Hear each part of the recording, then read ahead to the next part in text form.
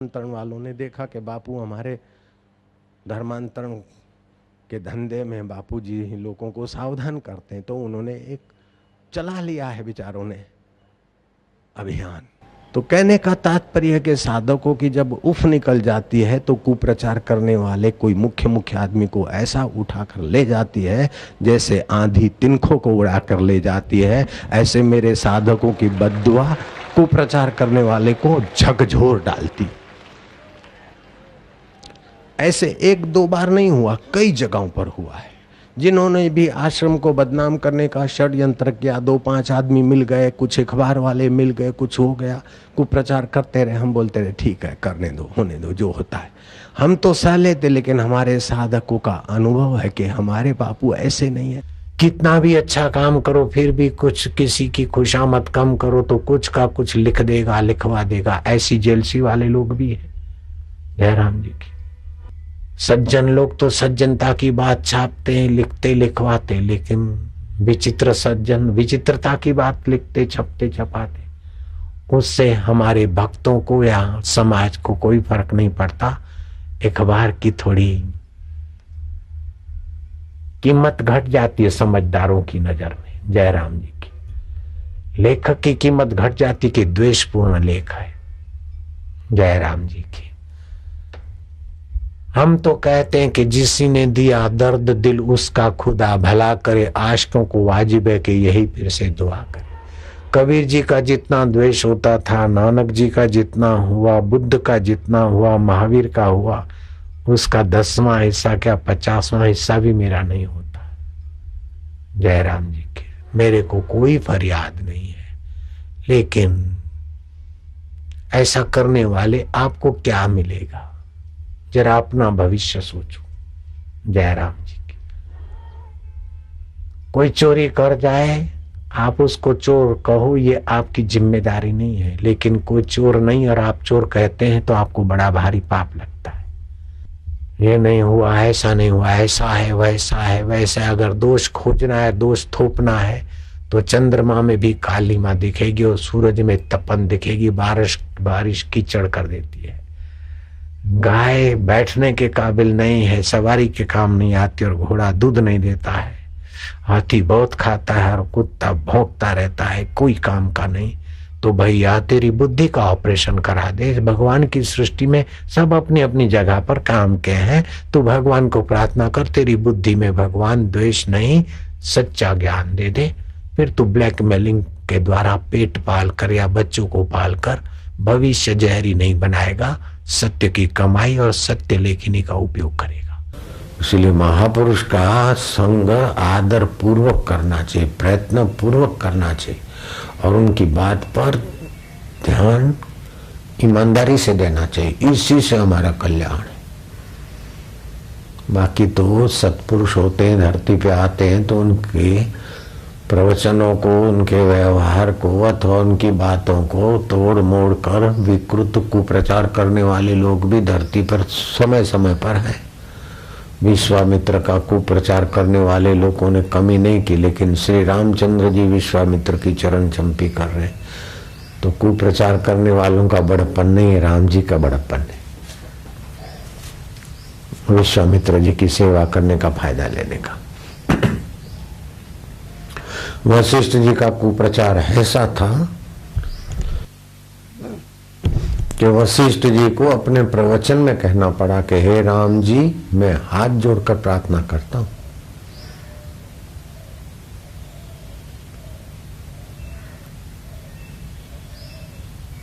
कि अज्ञानी मूर्ख मेरे लिए क्या क्या बोलते हैं, उधर ध्यान नहीं देना। जो मैं कहता हूं वो तुम्हारे हित के लिए।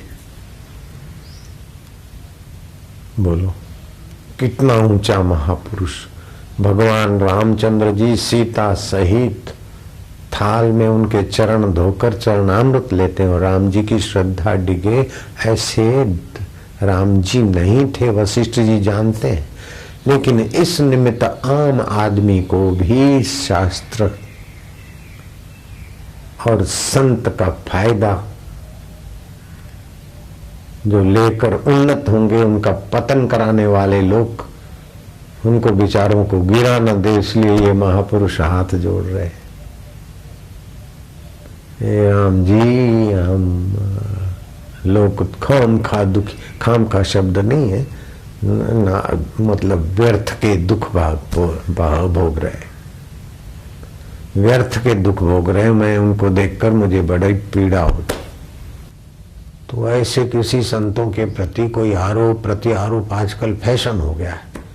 कुछ ऐसी विदेशी ताकतें हैं जो हिंदुस्तान के संतों को बदनाम करने में भी खूब धन का उपयोग करती।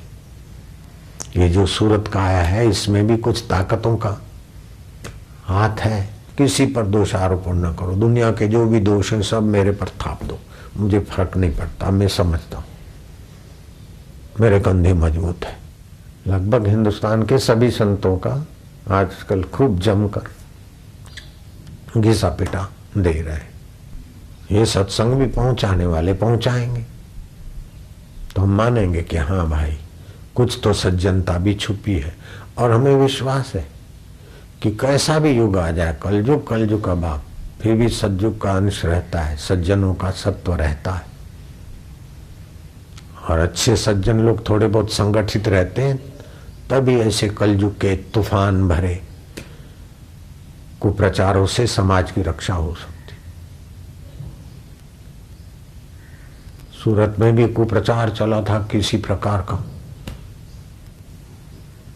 किसी के लिए, और मेरे को बोला आप भी, मैं क्या, हमने तो ये कहा कि मिलजुल के अभी कंधा से कंधा मिलाकर सूरत की प्रजा की सेवा करो। अब एक दूसरे पर आरोप प्रत्यारोप का समय नहीं है। किसने भूल की और कौन गुनाहगार है और कौन कैसा है और कौन कैसा है, ऐसा करके अपनी शक्तियों का विकृतिकरण न करो। अभी तो सब तुम्हारे, तुम सभी के फासले दिल से हटा दो, एक दूसरे को सहयोग करो, परस्पर भावयंतो, एक दूसरे के काम आओ।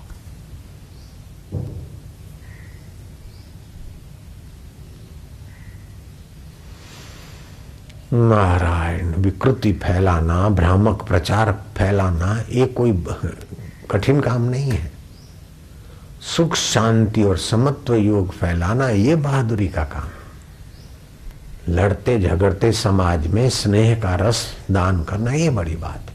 वर्ल्ड रिलीजियस पार्लियामेंट में मैंने बार बार इस बात पर ध्यान दिलाया था कि किसी भी धर्माचार्यों को, लेक्चररों को अथवा राजनेताओं को मेरी ये प्रार्थना है कि जातिवाद, वर्गवाद, फलानावाद ये करके मनुष्य को एक दूसरे की नजरों से गिराना और भिड़ाना, इससे मानवता की सेवा नहीं होती, मानवता के साथ विश्वासघात होता है।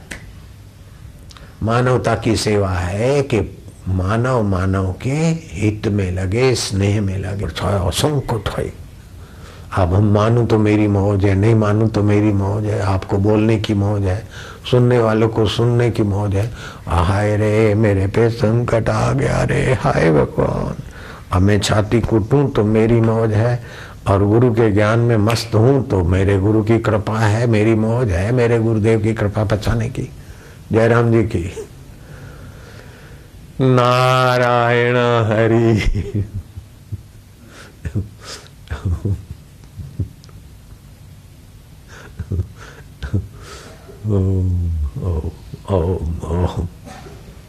तो आप अपनी आत्मिक मौज में रहना, मनुष्य मात्र, भूलनो पात्र।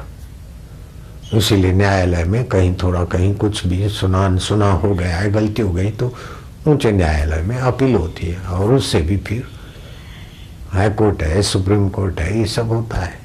कहीं कोई गलती ना रहेगी, इसलिए ऐसा होता है बाबा, ये प्रक्रिया।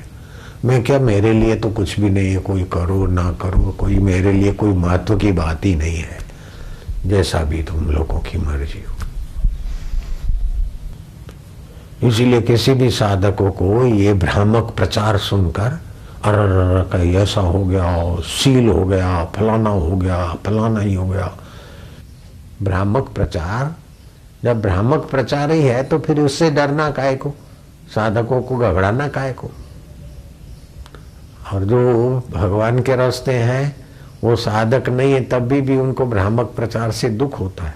लेकिन जो भगवान के रास्ते नहीं और साधकों की खिल्ली उड़ाने का मौका मिलता है तो वो बोलते देखो ऐसा आया, तुम्हारा ऐसा आया। तो वो भी मौका ढूंढते, मौका मिल गया है तुम्हारे को जरा छेड़ने का, जरा नमकीन चखाने का। तो ये तो सृष्टि में अनादिकाल से आता रहता है। सात्विक सज्जन भी और ऐसे चलता रहता, देव असुर चलता रहता, देव दानव युद्ध अनादिकाल से चला आ रहा है। तो दैविक विचार और ढंग के विचार वो तो चलता रहता है और ये चलते ही रहेंगे। खून पसीना बाता जा, तान के चादर सोता जा, ये नाव तो हिलती जाएगी तो हंसता जाए रोता जाए। ये जगत की नाव तो ऐसी ही चलेगी।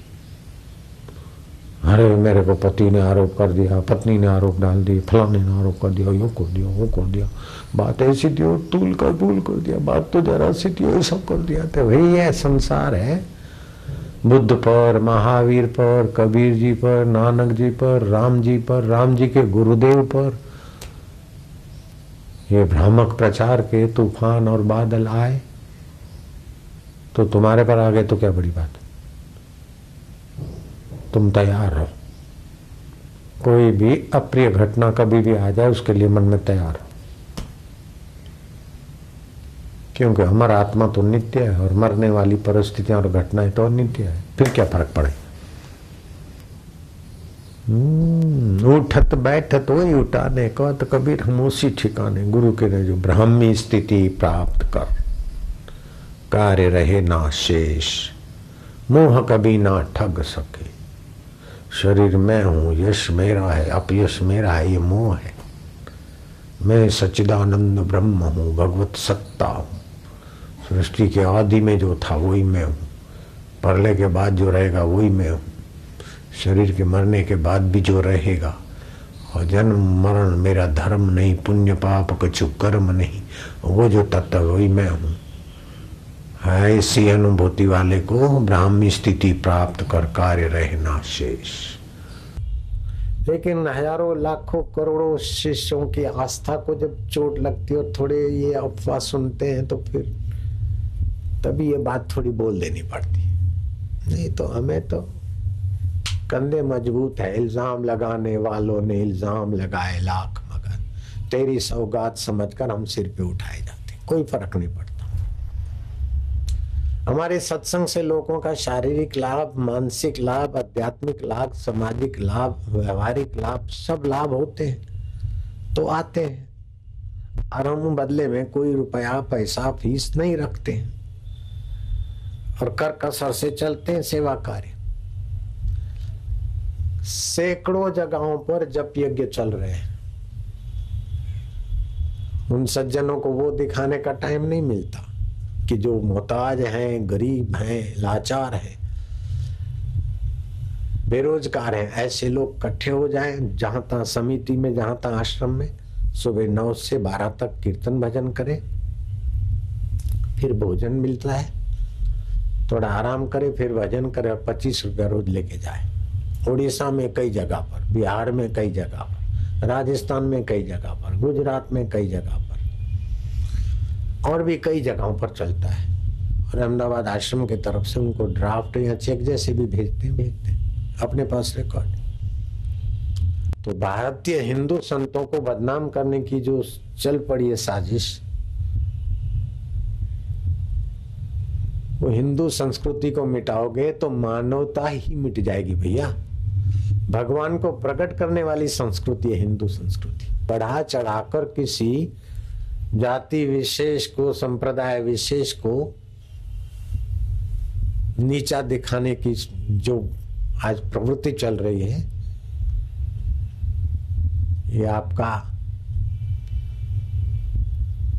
नैतिक कर्तव्य है कि उनकी अच्छाइयां भी दिखाओ। जैसे कुछ चैनल वाले हैं, उनको धन्यवाद है कि सत्संग और ये अच्छाइयां दिखाने का सौभाग्य है उनका, तो उनके लिए लोगों की इज्जत भी बढ़ जाती है, उन चैनलों के लिए सम्मान भी हो जाता है। तो बदनाम करने वालों ने तो अपने तरफ से पूरी साजिश की, लेकिन बदनाम करने वाले कौन से नरकों में होंगे मुझे पता नहीं। बुद्ध तो आपके, हमारे और करोड़ों दिलों में अभी भी तो है। ऐसे गांधी जी के लिए कुछ का कुछ बोलते थे अंग्रेजों के पिट्ठू। महात्मा गांधी बापू जी के लिए कुछ का कुछ बोलते थे, ऐसा ऐसा बोलते और ऐसा ऐसा लिखते, लेकिन बापूजी डटे रहे तो बेटे जी हार गए, भाग गए, और बापूजी अभी भी जिंदाबाद हैं। महात्मा गांधी की जय।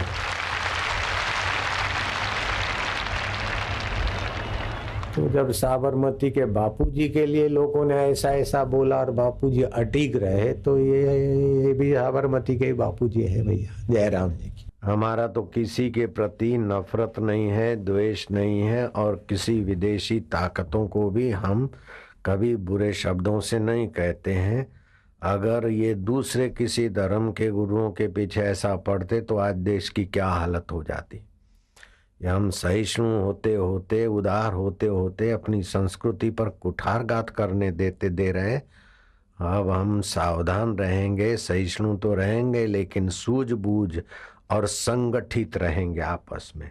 हमारे भारत में अशांति फैला दे ऐसे तत्वों के चक्कर में हम नहीं आएंगे, कुप्रचार के शिकार नहीं बनेंगे।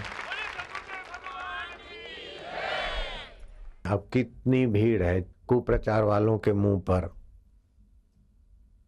अब मैं अपशब्द तो क्या बोलूं, मुंह पर एक टिक्का लगाकर दिखा दिया कि देख लो, इतना तुम्हारा कुप्रचार और इतना करोड़ों रुपया का तुम्हारा फंड चैनलों के द्वारा और बिकाऊ अखबारों के द्वारा। संस्कृति को नाश करना पड़े तो पड़े, लेकिन हमको पैसा मिले। ऐसे बिकाऊ अखबार क्या क्या क्या का क्या लिखवाते। तो किसी पर लांछन लगाना तो आसान है, लेकिन संत पुरुष का प्रसाद लेकर अपना बेड़ा पार करना तो पुण्यात्माओं का काम है। तो इतने इतने लांछन लगते फिर भी मुझे दुख होता नहीं और सुख मिटता नहीं। जयराम जी बोलना पड़ेगा। विवेकानंद के लिए भी विधर्मी लोग अपने आदमियों को आगे रख के, अपने मीडिया को आगे रख के खूब कुप्रचार किया।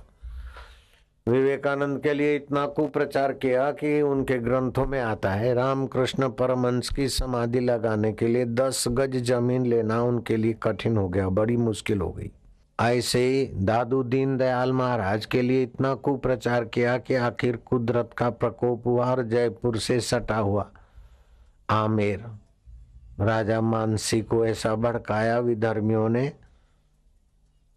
कि मानसी को जरा कड़क व्यवहार करना पड़ा संत के साथ। तो कुदरत को पायमान हुई कि 100 साल तक संत प्रार्थना करते तो 100 साल तक ये आमेर राज्य रहेगा, उसके बाद खंडेर हो जाएगा। आज भी जाके देखो जयपुर के तीनों तरफ हरियाली है, तीनों तरफ के लोग बड़े शाद आबाद हैं। जयपुर राजधानी, लेकिन आमेर आज भी खंडेर है।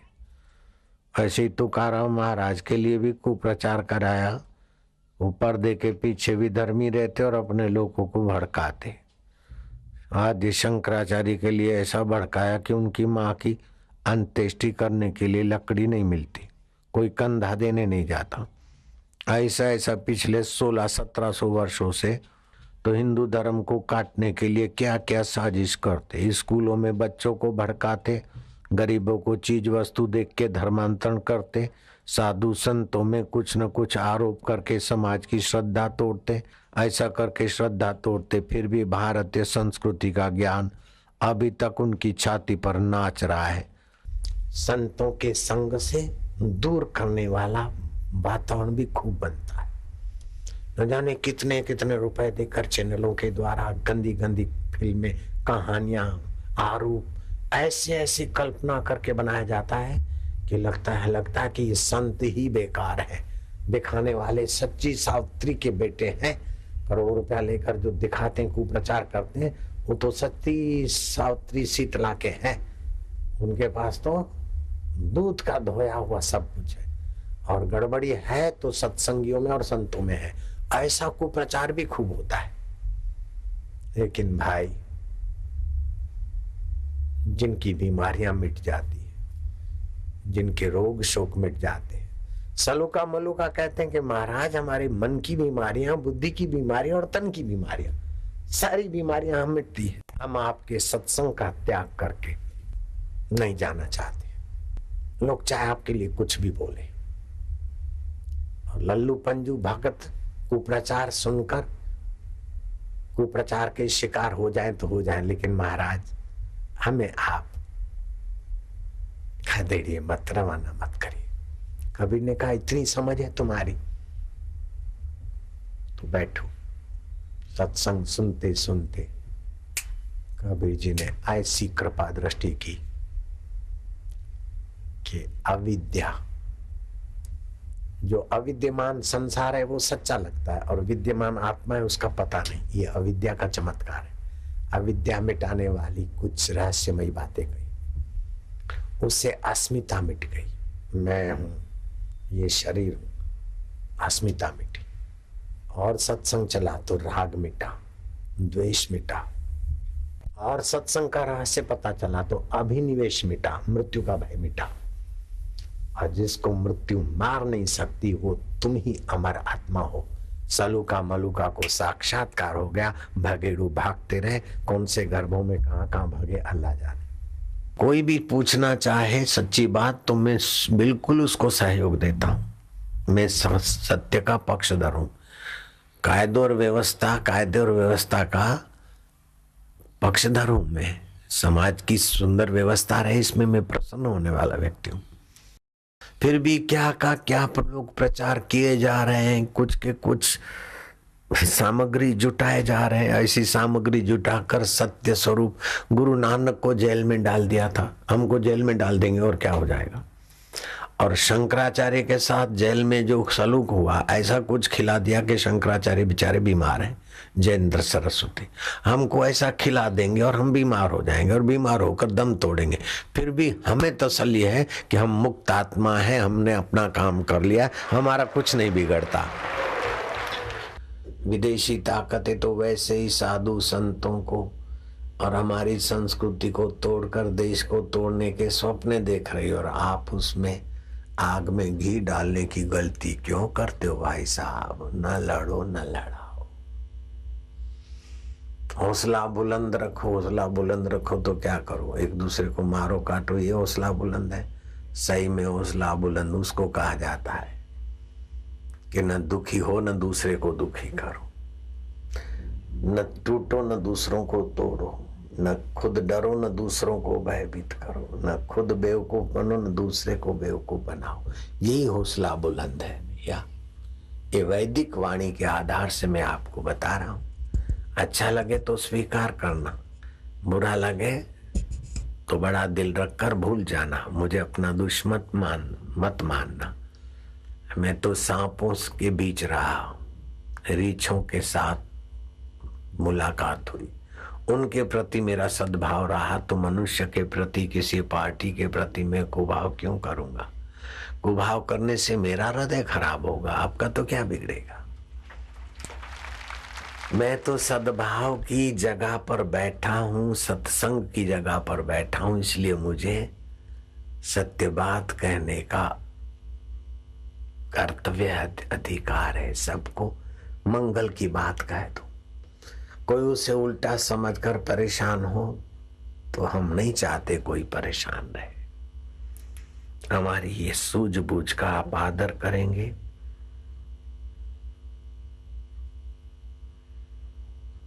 तो आपके जीवन में बहुत कुछ ऊंचाइयां आ सकती है। जिनके अपने विचार भगवत ज्ञान के, भगवत प्रसाद के प्रखर हैं, ऐसे लोग भी सावधान नहीं रहते। जिस किसी के हाथ का खाते, जिस किसी से हाथ मिलाते, तो ऐसे भक्तों की भक्ति भी दब जाती है। इसीलिए संग अच्छा करना चाहिए, नहीं तो निसंग रहना चाहिए।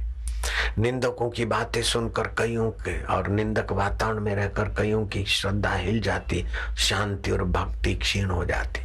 जब सत्संगियों के वाइब्रेशन में आते तो लगता है कि अरे मैंने बहुत कुछ खो लिया था। इसीलिए कबीर जी सावधान करते, कबीरा निंदक ना मिलो पापी मिलो हजार। निंदक ऐसा दावे से बोलते हैं कि लगेगा कि अरे यही सत्य जानता है, हम इतने दिन ठगे जा रहे। मुझे अपने आप पर संतोष है।